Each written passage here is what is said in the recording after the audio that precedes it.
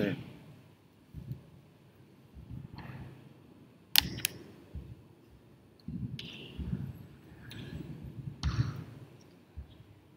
Bismillahirrahmanirrahim. Assalamualaikum warahmatullahi wabarakatuh.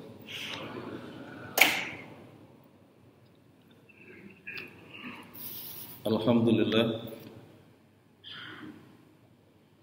alladzi kataba nasra wa ta'yida li ibadihil mukhlisin.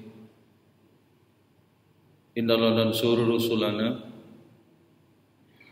walladzina amanu fil hayatid dunya wa yawma yaqumul ashhad. Asyhadu an la ilaha illallah wahdahu la syarika lah wa asyhadu anna Muhammadan abduhu wa rasuluh. Allahumma salli wa sallim wa barik ala nabiyyina Muhammad wa ala alihi wa ashabihi alladhina jahadu fillahi haqqa jihadih fakataba lahum rabbuhum izzat dunya wa sya'adatal uqba yauma la yanfa'u malun wala banunun illa man atallaha biqalbin salim.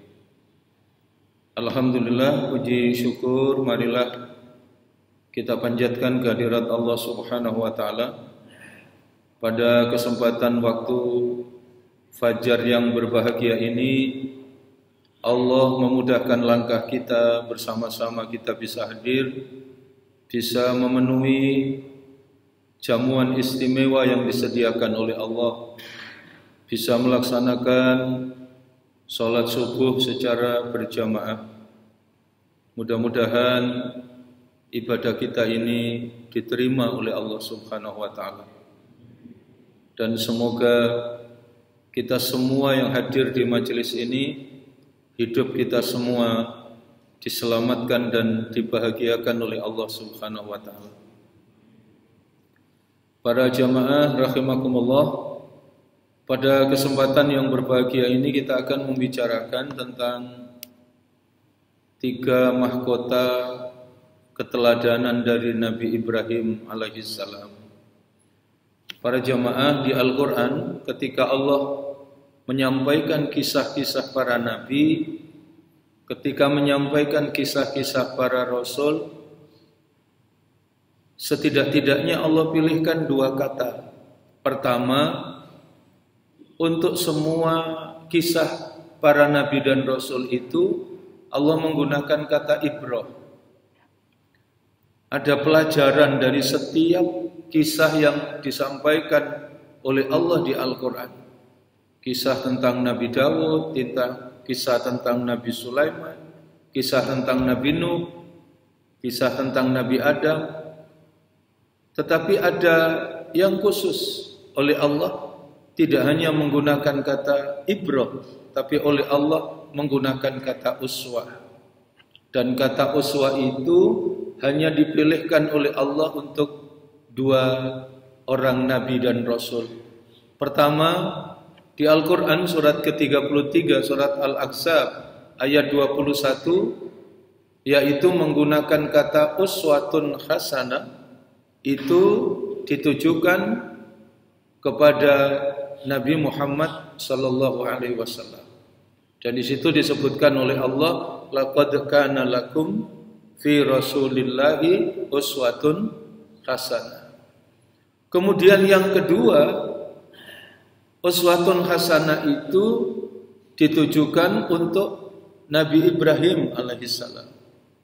Panjenengan bisa pirsani di Al-Quran surat ke-60, di surat Al-Mumtahana, ayatnya ayat yang keempat, Allah tunjukkan qad kanat lakum uswatun hasanatum fi Ibrahim walladzina ma'ahu. Dan sungguh terdapat contoh, terdapat keteladanan, terdapat suri tauladan yang baik pada siapa? Pada diri Nabi Ibrahim walladzina ma'ahu, dan orang-orang yang beserta dengan beliau.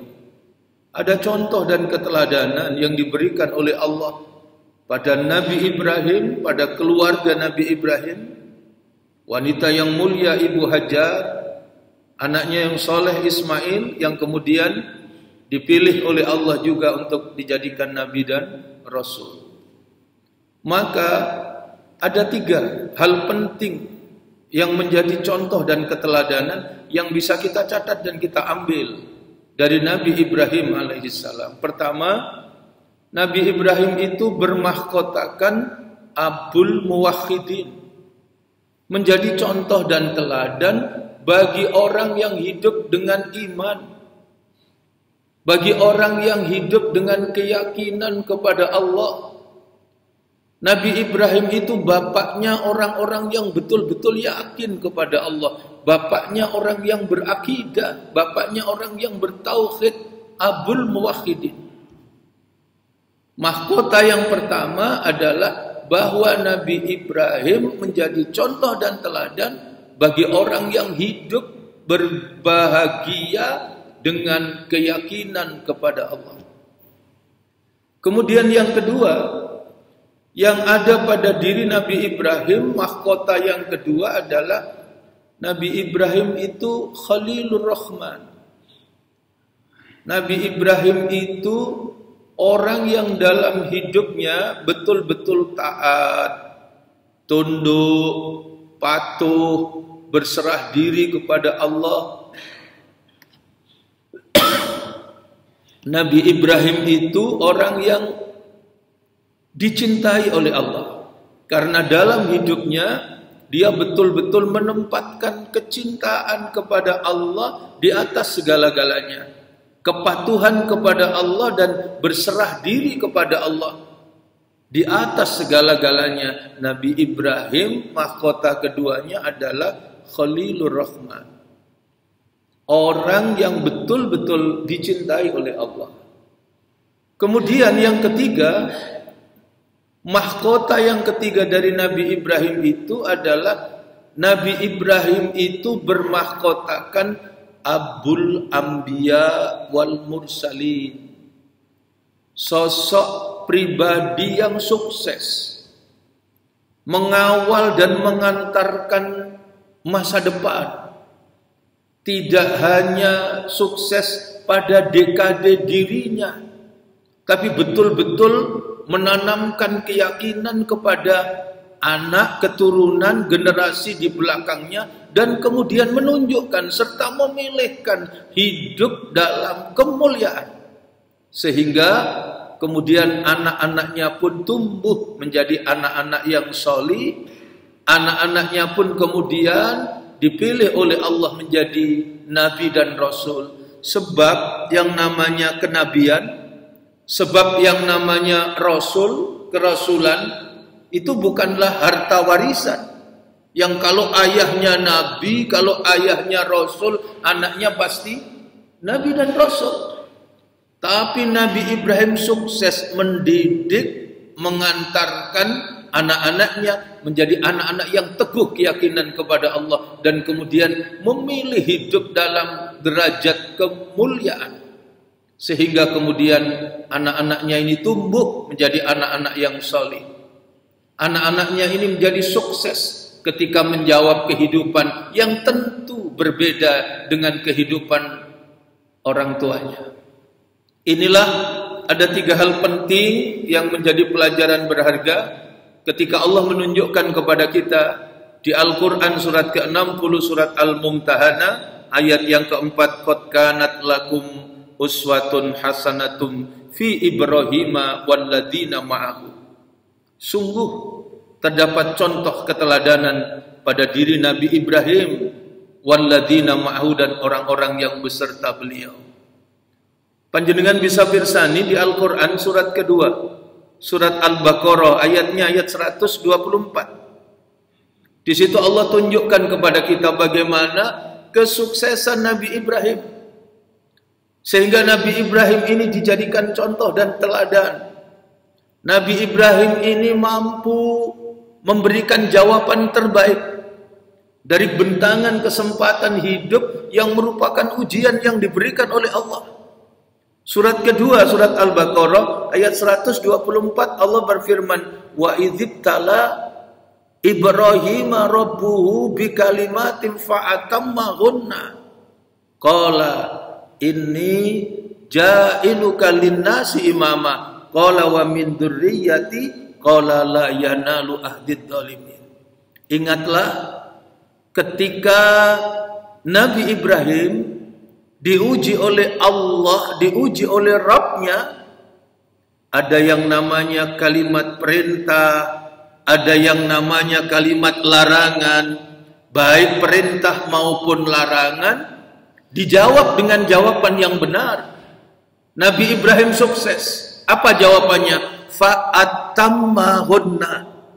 Nabi Ibrahim taati semuanya. Nabi Ibrahim patuhi semuanya. Nabi Ibrahim tunduk dan patuh kepada Allah. Betul-betul Nabi Ibrahim adalah sosok manusia yang menjadi teladan bagi orang yang betul-betul yakin kepada Allah. Sehingga dengan keyakinannya itu mengantarkan untuk menjalani pilihan hidupnya untuk taat, tunduk dan patuh kepada Allah. Coba kalau kita renungkan, Nabi Ibrahim itu tumbuh dan berkembang. Nabi Ibrahim itu tinggal di Babilonia, di Mesopotamia, sekarang Irak. Mesos itu bahasa Yunani. Mesos itu tengah, Potamos itu sungai.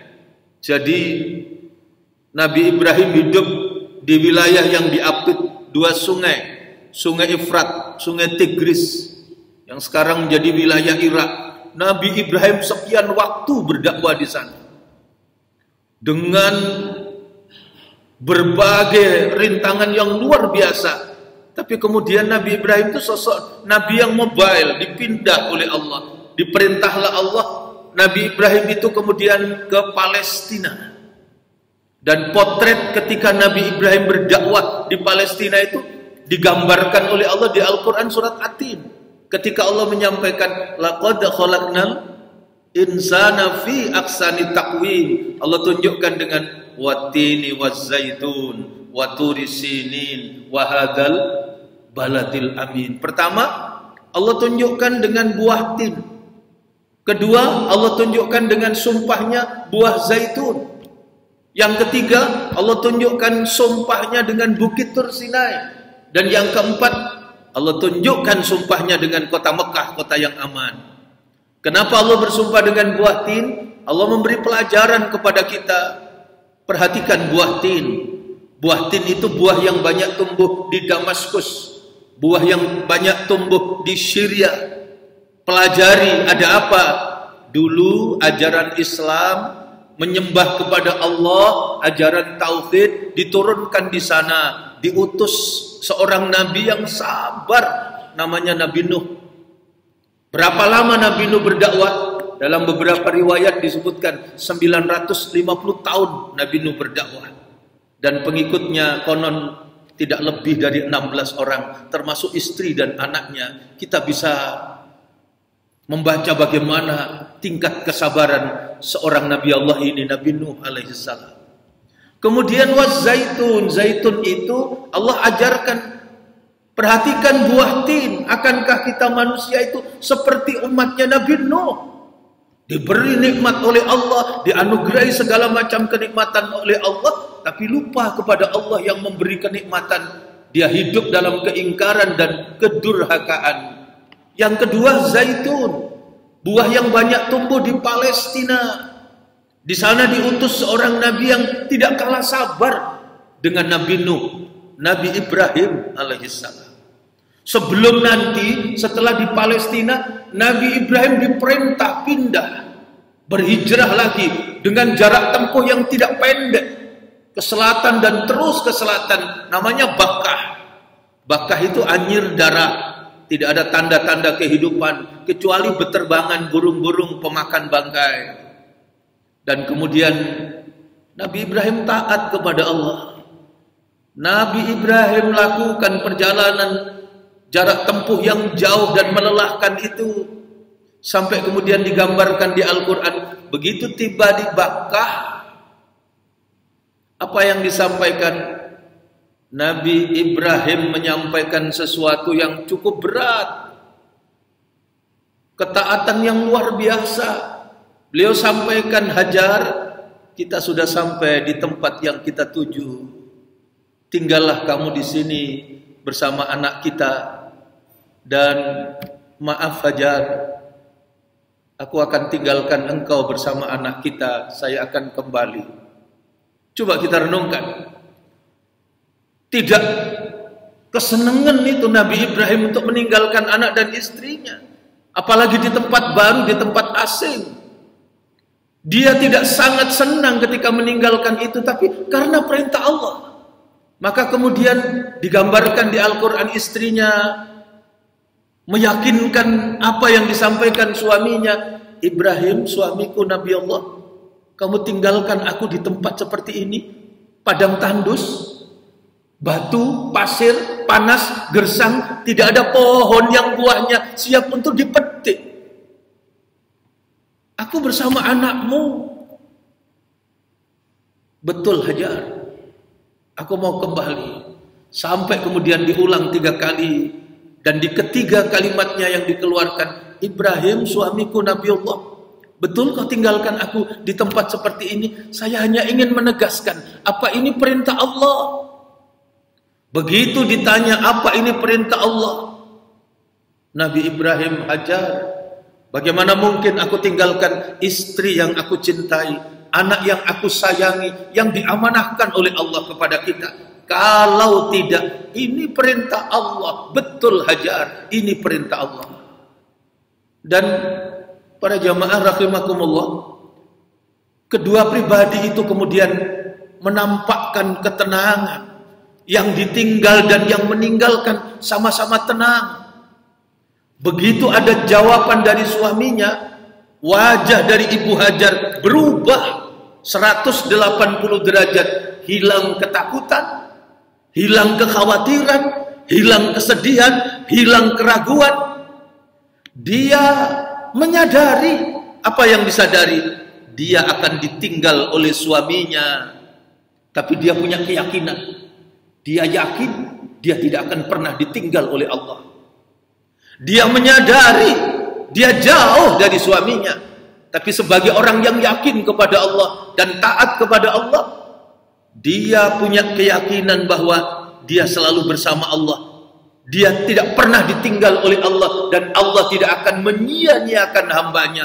Itulah orang yang yakin kepada Allah dan orang yang betul-betul dalam hidupnya taat, tunduk dan patuh kepada Allah.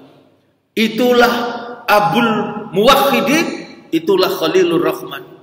Itulah orang yang betul-betul dalam hidupnya yakin kepada Allah dan tidak ada sedikit pun keraguan, kesedihan, kekhawatiran. Kenapa? Sebab dia taat, tunduk dan patuh kepada Allah. Dan itu yang ditunjukkan oleh Allah. Gambaran pribadi dua hamba Allah yang soleh ini ditunjukkan oleh Allah di Al-Quran surat ke-41, surat Fussilat, ayatnya ayat yang ke-30. Apa yang diingatkan oleh Allah? Innalladzina qalu rabbunallah, sesungguhnya orang-orang yang benar-benar yakin kepada Allah, orang-orang yang bisa menjawab setiap problem, setiap persoalan hidupnya dengan satu kata, Rabbunallah, Tuhanku Allah, saya punya Allah. Maka kemudian apa? Di ayat itu Allah jamin, tatanazzalu alaihimul malaikah, Allah akan jaga, Allah akan berikan pertolongan, Allah akan berikan perlindungan. Diturunkan oleh Allah para malaikat untuk meneguhkan keyakinan. Allah takhafu, jangan takut. Wala tahzanu, dan jangan bersedih. Hilang rasa takutnya, hilang rasa sedihnya. Wa abshiru bil jannah, hatinya menjadi berbunga-bunga, bergembira dalam ketaatan kepada Allah. Sebab ada jaminan dan janji yang diberikan oleh Allah. Allah akan hadirkan surga dalam kehidupannya. Baik surga itu di dunia, lebih-lebih surga yang dibalaskan oleh Allah atas ketaatan dan kepatuhannya, yaitu di akhirat. Inilah yang ditunjukkan oleh Allah. Maka kemudian betul-betul keyakinan dan ketaatannya menjawab hidupnya. Para jamaah rahimakumullah, memang Ibu Hajar tidak berpangku tangan, tidak bermalas-malasan. Dia harus capek, berkeringat. Dia harus lari pontang-panting. Dari mana itu Pak? Dari sofa ke Marwah. Sampai kemudian ketaatan dan kepatuhan itu menjadi apa? Napak tilas dari betul-betul orang yang memilih hidup dalam kemuliaan, menjadi bukti dari orang-orang yang bertakwa kepada Allah.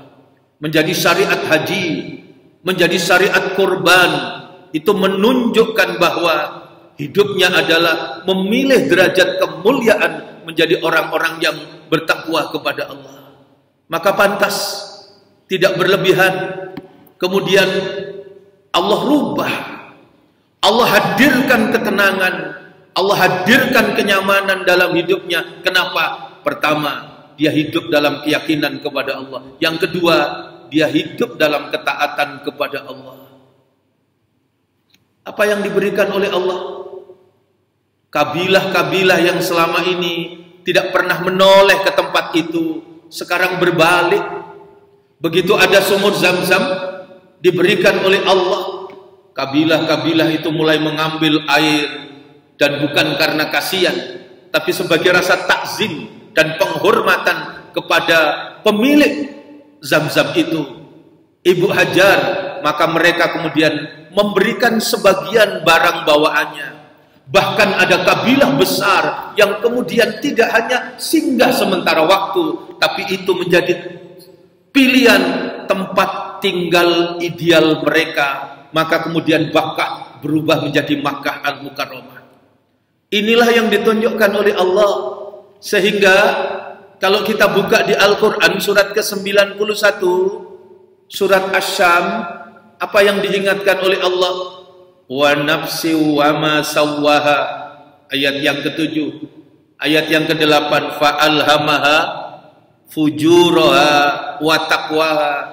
Ayat yang ke-9, qad aflaha man zakkaha. Ayat yang ke-10, wa qad khaba man dassaha. Allah itu ingatkan kita, manusia ini mulia. Maka hendaknya terus menjaga dan merawat hidup dalam kemuliaan, dan jangan pernah jatuh ke dalam kehinaan. Maka itu yang diingatkan oleh Allah. Manusia itu wa nafsi wa ma sawwaha, jiwa yang disempurnakan oleh Allah. Karena itu Allah bimbing, karena itu Allah berikan petunjuk, Allah tunjukkan jalan kehidupan. Fa alhamaha fujuraha, ini fujur, jalan kehinaan, wa taqwaha, dan ini takwa, jalan kemuliaan. Apa jalan takwa tadi? Jalannya orang yang taat kepada Allah. Apa jalan takwa itu? Jalannya orang yang hidup dengan penuh rasa syukur kepada Allah.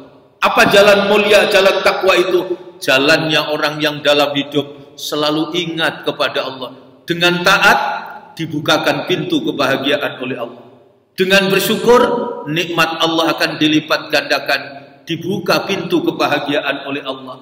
Dengan selalu ingat kepada Allah, hati menjadi tenang, jiwa menjadi tentram, dibukakan pintu kebahagiaan oleh Allah. Sehingga ayat yang ke-9 jelas, qad aflaha man zakkaha. Sungguh beruntung. Siapa yang beruntung? Orang yang hidup dengan keyakinan kepada Allah. Kemudian dalam hidup dia taat, tunduk dan patuh kepada Allah. Dalam hidup dia bersyukur dan selalu ingat kepada Allah. Sementara wa qad khaba man dassaha, sungguh rugi. Siapa yang rugi? Orang yang hilang keyakinannya kepada Allah, kemudian hidup dalam kedurhakaan. Orang yang hilang keyakinannya kepada Allah sehingga dia lupa bersyukur kepada Allah atas nikmat yang diberikan oleh Allah. Dia hidup dalam kedurhakaan sehingga dia lupa, dia lalai kepada Allah. Inilah yang Allah ingatkan, wa qad khaba man dassaha. Maka ketaatan, jalan kemuliaan yang dipilih oleh Nabi Ibrahim yang menjadi contoh dan teladan bagi kita.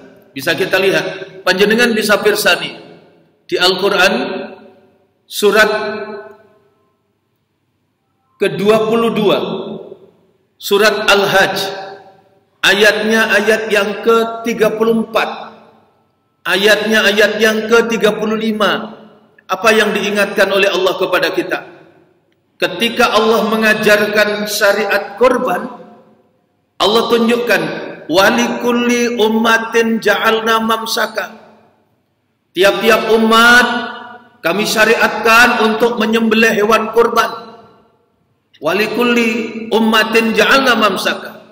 Yang berikutnya apa? Allah tunjukkan liyadhkuru ismallah, supaya dia agungkan asma Allah, supaya dia sebut asma Allah, supaya dia bersyukur atas semua kenikmatan yang diberikan oleh Allah. Liyadhkuru ismallah ala ma razaqahum, terhadap apa-apa yang sudah direzekikan oleh Allah, mim bahimatil an'am, termasuk rezeki yang diberikan oleh Allah untuk hidup dan kehidupan kita, untuk memenuhi gizi kita, untuk memudahkan pekerjaan kita, untuk transportasi dan berbagai macam keperluan manusia, yaitu Allah berikan nikmat untuk hidup kita berupa binatang ternak. Maka di ayat ini Allah ajarkan dari nikmat itu kita diperintah untuk berkorban, menyembelih hewan korban. Dan yang menarik di penghujung ayat ini Allah tegaskan, surat ke-22 ayat 34 ini, fa ilahukum ilahu wahid, maka aku Allah ialah Tuhanmu, Tuhan yang esa.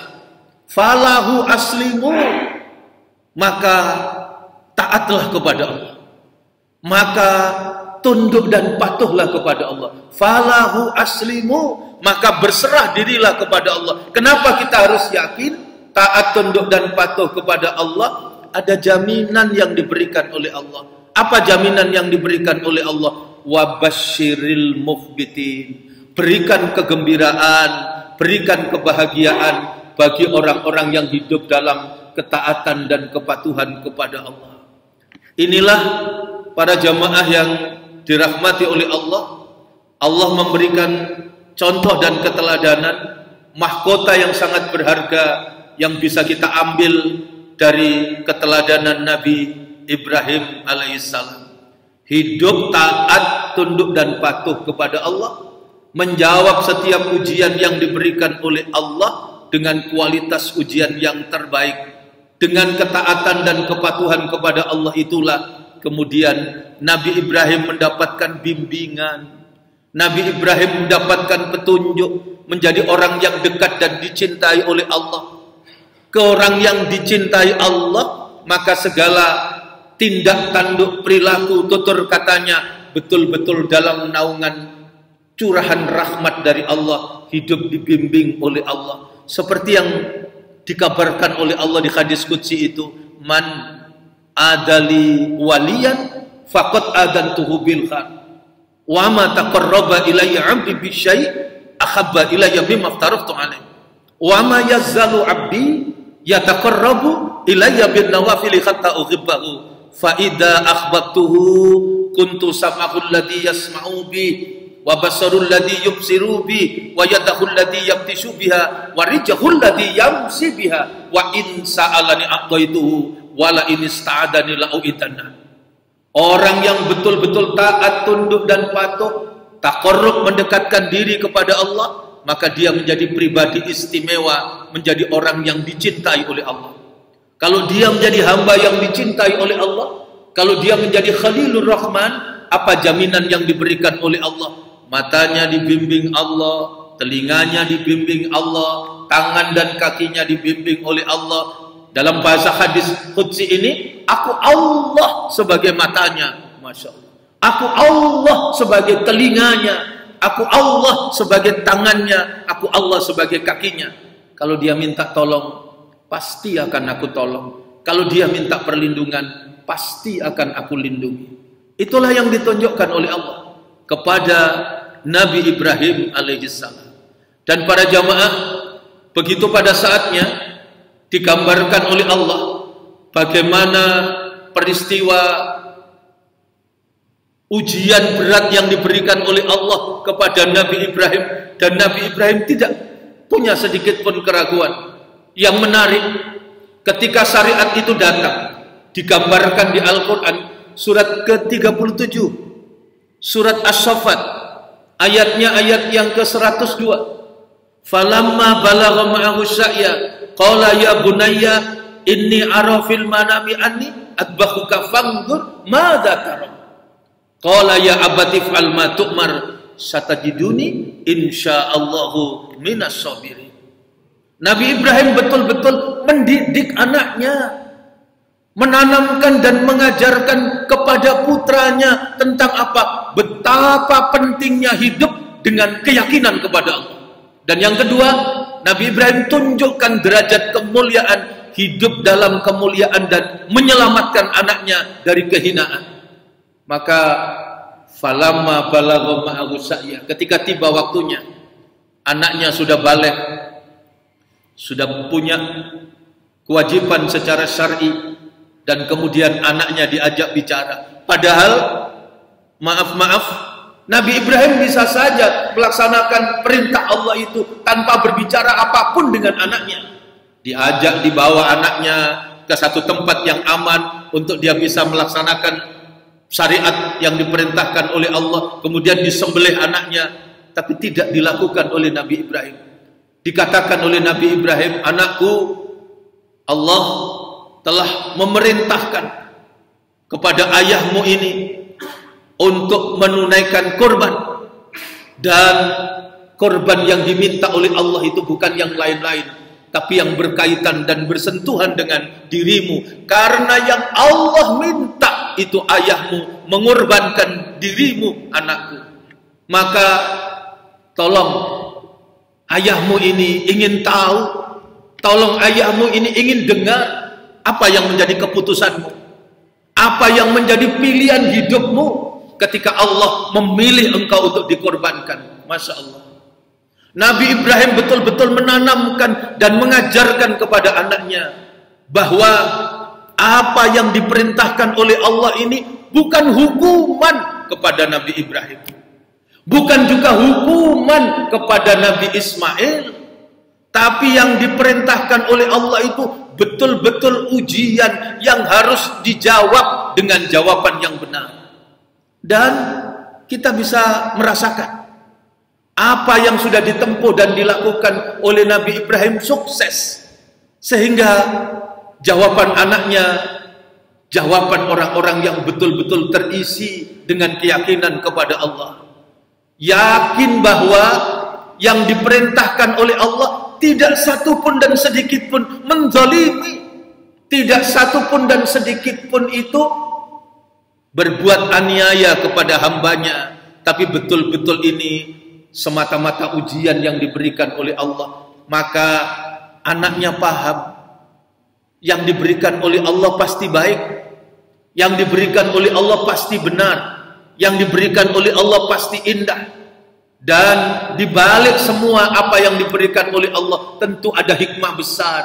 Dan itu yang menjadi pemahaman, itu yang menjadi kesadaran, itu yang menjadikan Nabi Ismail kecil itu kemudian dengan jelas menjawab apa yang disampaikan oleh ayahandanya. Ayah, kalau memang ini perintah Allah, laksanakan. Jangan ragu, jangan khawatir.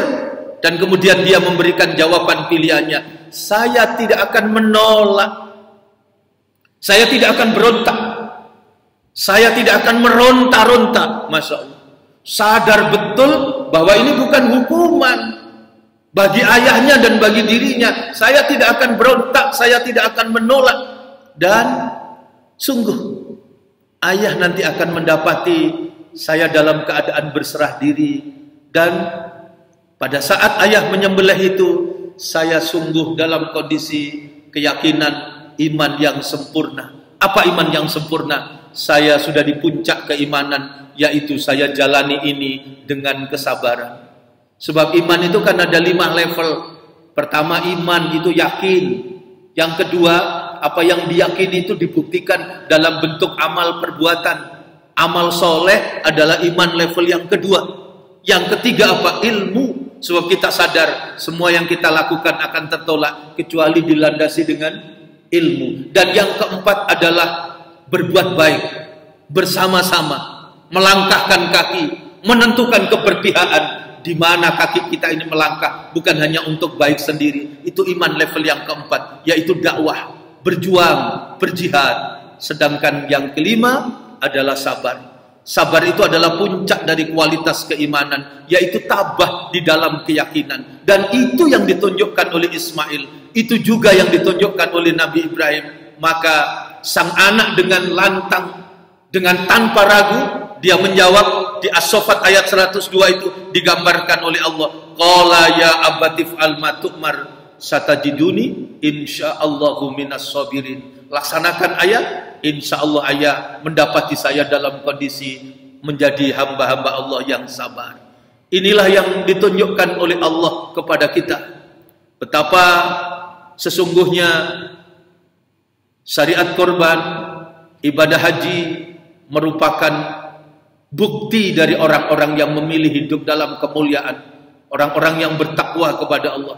Di sana ada tersarikan 3 hal penting yang menjadi keteladanan yang bisa kita pelajari. Pertama, kita dididik dan diajarkan oleh Allah untuk hidup dalam keyakinan kepada Allah.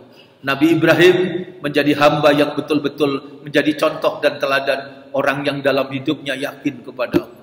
Yang kedua adalah kabar kegembiraan bagi siapa? Orang yang memilih hidup dalam kemuliaan, yaitu orang yang bertakwa kepada Allah, yaitu taat, tunduk dan patuh kepada Allah.